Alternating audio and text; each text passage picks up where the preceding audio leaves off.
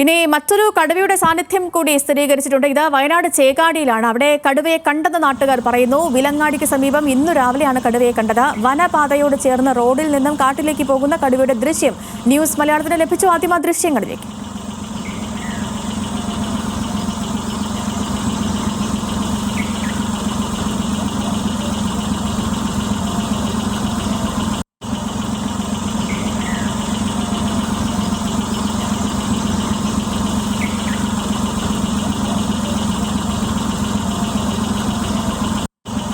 പ്രദേശത്ത് വനം വകുപ്പിന്റെ പരിശോധന നടക്കുകയാണ്. രതീഷ് വാസുവിന്റെ രതീഷ് വളരെ വ്യക്തമായി കാണാൻ പറ്റുന്ന, കൃത്യമായി അറിയാൻ പറ്റുന്ന ദൃശ്യങ്ങളാണ് ഇപ്പോൾ ചേകാടിൽ നിന്നും പുറത്തു വന്നത്. ഒരു നരഭോജി കടുവയുടെ നടുക്കം വയനാട്ടുകാർക്ക് മാറിയിട്ടില്ല മാനന്തവാടിയിൽ.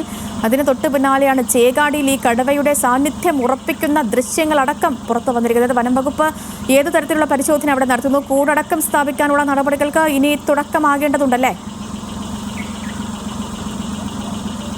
ശത്രുഷ്ണി, ഇത് വനഭാഗമാണ്. വന്യജീവി സംഘത്തിൽ സ്വാഭാവികമായിട്ടും കടുവ, കാട്ടാന ഉൾപ്പെടെ മൃഗങ്ങളുണ്ടാവും. ഇത് വനഭാഗത്തു നിന്നുള്ള ദൃശ്യങ്ങളാണ്. അതുകൊണ്ട് തന്നെ ഏതെങ്കിലും തരത്തിലുള്ള നടപടികളിലേക്കോ കൂട് സ്ഥാപിക്കുന്നതിന് ഉൾപ്പെടെയുള്ള ചടങ്ങുകളിലേക്കോ സ്വാഭാവികമായിട്ടും വനംവകുപ്പ് പോകാൻ സാധ്യതയില്ല. കാരണം ഇത് വനപാതയിലൂടെ യാത്രയ്ക്കിടയിൽ ലഭിച്ച ദൃശ്യങ്ങൾ മാത്രമാണ്.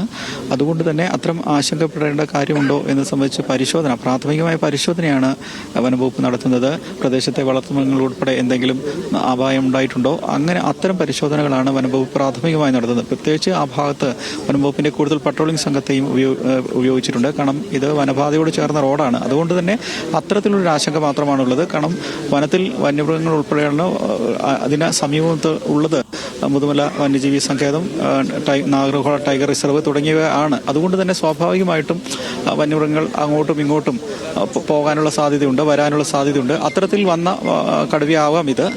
കേരളത്തിൻ്റെ മാത്രമായി മാർക്ക് ചെയ്യപ്പെട്ട കടുവയാകണമെന്നുമില്ല. അതുകൊണ്ട് തന്നെ വനത്തിനുള്ളിലായതുകൊണ്ട് ഈ പറയുന്നത്ര ജനവാസ കേന്ദ്രത്തിൽ അല്ലാത്തതുകൊണ്ടും ആശങ്കപ്പെടേണ്ട കാര്യമില്ല. എന്നാലും ഈ കരുതൽ, ഈ പ്രദേശത്തുകൂടെ ഇത്തരം യാത്ര ചെയ്യുമ്പോൾ, രാവിലെയും മറ്റുമൊക്കെ യാത്ര ചെയ്യുമ്പോൾ വലിയ കരുതലോടെ തന്നെ യാത്ര ചെയ്യണം എന്നുകൂടിയാണ് ഈ ദൃശ്യങ്ങൾ നമ്മെ പഠിപ്പിക്കുന്നത്. വനത്തിനുള്ളിൽ അലസമായ യാത്രകൾ അവസാനിപ്പിക്കണം എന്നുകൂടി ഒരു കരുതൽ നൽകുന്നുണ്ട്. രാവിലെ പണിക്ക് പോകുന്നവർ, സ്കൂളിലേക്ക് പോകുന്ന കുട്ടികൾ ഉൾപ്പെടെ വലിയ ജാഗ്രതയോടുകൂടി വേണം ഇത്തരം മേഖലകളിലൂടെ യാത്ര ചെയ്യാനെന്ന ഒരു സന്ദേശം കൂടിയാണ് ഈ ദൃശ്യങ്ങൾ നൽകുന്നത്. അത്തരം കരുതലോട് കൂടി വേണം ഈ ഭാഗങ്ങളിലൂടെ യാത്ര ചെയ്യാൻ എന്ന സന്ദേശം മാത്രമാണ് നൽകുന്നത്. ഇപ്പോൾ നിലവിൽ ആശങ്കപ്പെടേണ്ട സാഹചര്യമില്ല. എന്നാൽ ഇത് ഈ ജനവാസ മേഖലയോട് ചേർന്നുള്ള വനപ്രദേശം അല്ലേ? തീർച്ചയായും വനാതിർത്തി പ്രദേശമാണ്. എന്നാൽ ഇത് സ്വകാര്യ ഇടമല്ല എന്നത് മാത്രമാണ്.